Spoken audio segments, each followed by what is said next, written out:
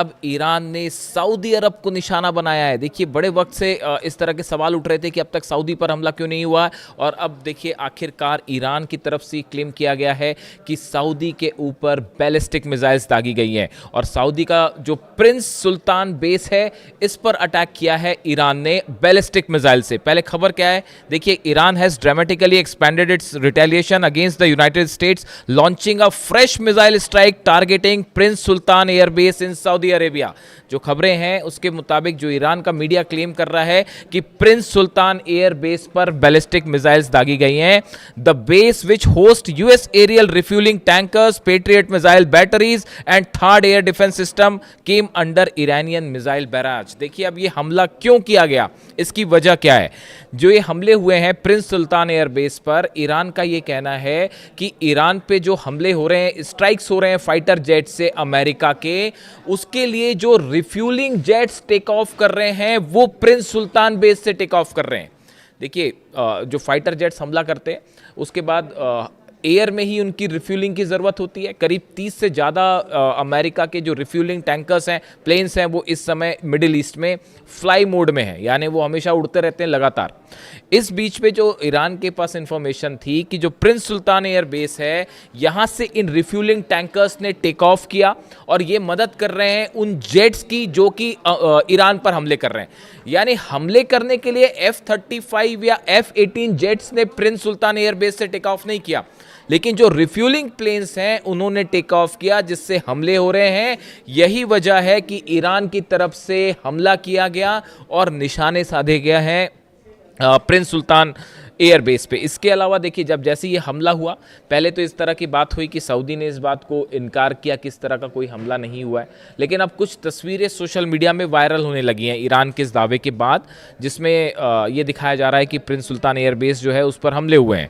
और उसके बाद अलखर्ज, ये पूरा जो प्रिंस सुल्तान एयर बेस है अलखर्ज इलाके में है, यानबू में है, यहाँ पर डिफेंस सिस्टम है वो एक्टिवेट किया गया। और इस तरह की भी बातें सामने आ रही हैं कि जो बैलिस्टिक मिसाइल्स और ड्रोन्स अटैक हुए थे उसको डिफेंस सिस्टम ने उनको अटैक करके नाकाम भी किया। ऐसे भी अलग अलग दावे हैं, सऊदी की बात अलग है, ईरान के दावे अलग हैं। ईरान की तरफ से यह भी बताया जा रहा है कि यहाँ पर जो पेट्रियट और थर्ड मिसाइल डिफेंस बैटरीज यानी सिस्टम्स लगे हुए हैं, इसको हिट किया गया है। बिल्कुल यही बात जो है वो हमने देखा जॉर्डन में, बहरीन में और कतर में भी देखने को मिली। जो अमेरिका के डिफेंस सिस्टम है उनको टारगेट किया गया। देखिए यही हमले जो ईरान पर हो रहे हैं, ईरान के जो मिसाइल लॉन्चर्स हैं, डिफेंस सिस्टम्स हैं, उनको तबाह किया जा रहा है और बदले में ईरान उसी तरह से जवाब दे रहा है। तो ये पहला मौका है इस जंग के बीच जब ईरान की तरफ से ये क्लेम हुआ है कि सऊदी पर अटैक हुआ है। क्या इसका मतलब ये है कि अब जंग का दायरा तेजी से बढ़ जाएगा? इसी के साथ देखिए नया एक और डेवलपमेंट जो जिस पे हालांकि मैं बात कर चुका हूं, लेकिन इसको समझने की ज़रूरत है कि आखिर सीरिया पर ईरान ने अटैक्स क्यों किए, सीरिया पर हमले हुए। देखिए ये कुछ समय 2-3 दिन पहले की बात है। ईरान शहर जो ईरान का इलाका है, यहाँ पर अमेरिका की तरफ से हमले हुए जिसमें 7 ईरान के सैनिक जो हैं वो शहीद हुए। बताया जा रहा है कि उसका ये जो हमले किए गए थे ईरान शहर में और सैनिकों पर जो हमले किए थे, इसके लिए जो फाइटर जेट्स ने टेक ऑफ किया था वो सीरिया से टेक ऑफ किया था, ऐसी जानकारी सामने आ रही है। और सीरिया का ये जो बेस है जहाँ पर हमले किए गए, अल तनफ बेस पर हमले हुए। हालांकि देखिए सीरिया से बड़ी संख्या में अमेरिका के सोल्जर्स हट गए हैं, लेकिन ये जो अल तनफ बेस है ये स्पेशल ऑपरेशन बेस है, यानी कि आप कमांड सेंटर भी कह सकते हैं अमेरिका का, अमेरिकन फोर्सेस का। इजराइल में जो अमेरिकन फोर्सेस का सीरिया में जो कमांड सेंटर है, इसको जो है टारगेट किया गया है। इसको लेकर जेरूसलम पोस्ट में जो खबरें छप रही हैं आप वो देखिए। Iran Islamic revolutionary guard corps IRGC claimed on Friday they had attacked the US Special Operation Command Center at Al Tanaf in Syria in retaliation for the killing of Iranian soldiers in Iran शहर, Iran state media reported. ये Jerusalem post कह रहा है कि Iran शहर में जो सैनिकों पर हमले हुए थे उसका बदला लेने के लिए सीरिया में अल तनफ बेस को निशाना बनाया गया है। यानी देखिए आप, ईरान की तरफ से यही बात कही गई थी कि हमारी दुश्मनी किसी भी अरब देश से नहीं है, ना ही वहाँ के लोगों से दुश्मनी है, लेकिन अगर आप अपनी ज़मीन का इस्तेमाल करने दे रहे हैं हमारे पे हमले पे, तो फिर उसका वैसा ही जवाब दिया जाएगा। ये बात कही जा रही है। और अब सीरिया को लेकर भी, सीरिया पर ये पहला मिसाइल अटैक है ईरान का। जो पहले बैलिस्टिक मिसाइल्स की आप बात करें तो ये पहला मिसाइल अटैक है जो कि सीरिया पर किया गया। और वजह देखिए सामने है कि जो ईरान ने पहले ही कहा था कि जो हमारे सैनिकों पर हमला हुआ है इसका करारा जवाब दिया जाएगा और बदला लिया जाएगा। और जब खबरें हैं देखिए सीरिया में कितना नुकसान है, इसको लेके वैसी बात है जैसे सऊदी अरब के प्रिंस सुल्तान बेस पर हमले को लेकर है। सऊदी का अलग क्लेम है, ईरान का अलग क्लेम है। इसी तरह से सीरिया ने अभी कुछ नहीं कहा है, लेकिन ईरान की तरफ से क्लेम किया जा रहा है कि सीधा स्ट्राइक किया गया है इस बेस को और इसको तबाह किया गया है। तो इस तरह के दावे जो हैं वो ईरान की तरफ से। इसके अलावा एक और बड़ी खबर है, ये ईरान की तरफ से ये बात सामने आई है कि सीज़ फायर जो हुआ, बीच में जितने दिन का सीज़ फायर था, देखिए इस तरह की कई एक्सपर्ट्स ये राय दे रहे थे कि इस सीज़ फायर की आड़ में डोनाल्ड ट्रंप को और अमेरिका को वक्त चाहिए था इस बात के लिए कि ईरान के खिलाफ फिर से चीज़ों को एकजुट किया जाए। ईरान ने जो हमले किए थे 40 दिन की जंग के दौरान, अमेरिका के 16-17 बेसिस पर हमले हुए, 42 एयरक्राफ्ट जो हैं वो तबाह हुए, इसमें बड़ा झटका था अमेरिका की सेना को।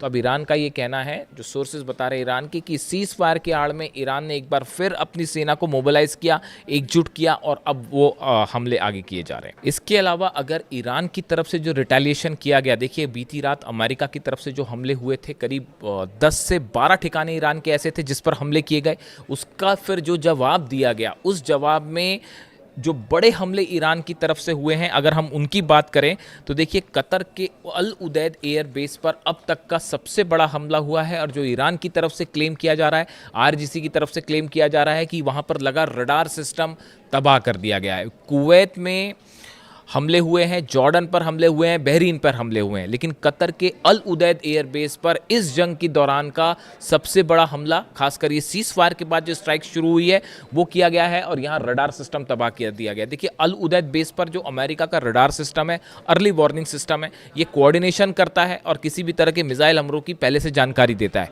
इस सिस्टम को तबाह किया गया है, इस तरह की जानकारी सामने आ रही है।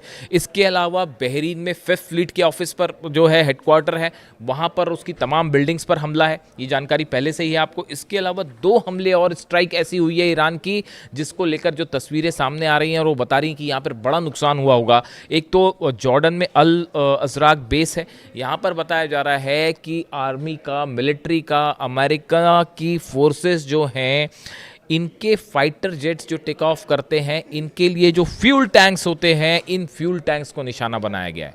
यानी देखिए जिस नेचर के हमले ईरान पर हो रहे हैं उसका वैसा ही जवाब देखने को मिल रहा है। और ये जॉर्डन में इसकी तस्वीरें हैं, भयंकर आग लगने की तस्वीरें आई हैं सोशल मीडिया पे। हालांकि यहाँ पे कितनी कैजुअलिटी हुई है, कितने क्या अमेरिकन सोल्जर्स मरे हैं, इसकी जानकारी आने में थोड़ा सा टाइम लगेगा, लेकिन ये तस्वीरें सामने आ गई हैं।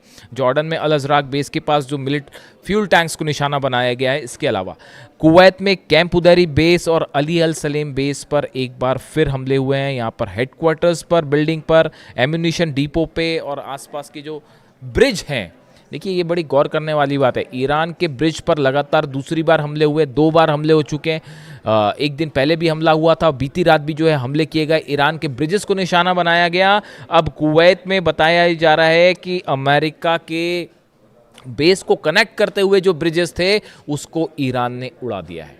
ये अपने आप में बड़ा डेवलपमेंट है।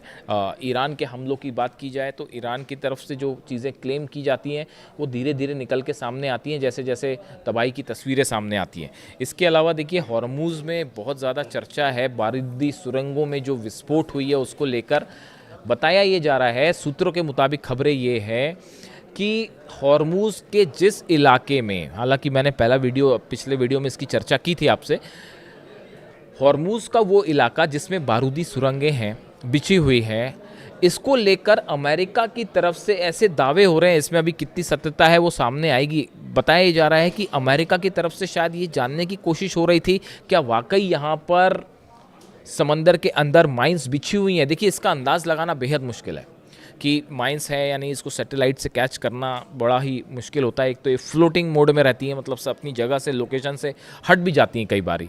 तो इस तरह के भी दावे हो रहे हैं, हालांकि ये इसमें कितनी सत्यता है पता नहीं। कि अमेरिका की तरफ से ये जानने की कोशिश थी कि जिस इलाके में ईरान माइंस होने का दावा कर रहा है क्या वहाँ वाकई माइंस है। और ये जानने की कोशिश के चलते जहाज़ जो है वो माइन से टकरा गए और बड़े धमाके के साथ कई जहाज़ तबाह हुए हैं, ऐसी खबर है। यानी जो जानना चाह रहे थे उसका जवाब मिल गया कि माइंस हैं और हो सकता है और भी माइंस बिछा दी गई हो। यानी फ़िलहाल हालात ये है, हॉर्मूज़ में हॉर्मूज़ जल रहा है, ईरान पूरी तरह से हॉर्मूज़ में कंट्रोल में है, जहाज़ खड़े हुए हैं, ईरान पर हमले हो रहे हैं, बड़ी स्ट्राइक्स हो रही हैं, इसमें कोई शक नहीं है। आज रात शायद और भी बड़ा हमला हो सकता है। और ईरान की तरफ से जो पलटवार किया जा रहा है, 5 अरब देश, यानी आप देखें एक रात के अंदर 5 अरब देशों पर ईरान की तरफ से हमले किए गए हैं। और अब सऊदी पर हमला, क्या यहाँ से ये जंग एक नया मोड़ ले रही है? इससे जुड़ी जो भी खबर है आप तक पहुँचाऊँगा। Thank you so much.